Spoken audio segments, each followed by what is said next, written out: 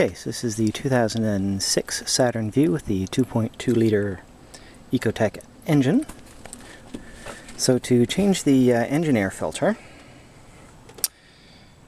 it's right under here. So you start with these two clips, one here and one here.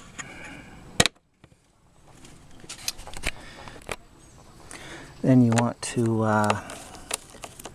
undo this hose clamp and disconnect this hose. So the filter cover here is hinged here at the back, so you're going to need to tilt it backwards until those come undone. Get that out of the way. There's the filter. Get the old nasty filter out of there. Grab a nice clean one. Tab here. Tab there.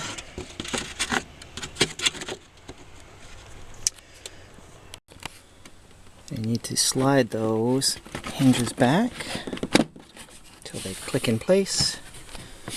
Down, one clip, another clip,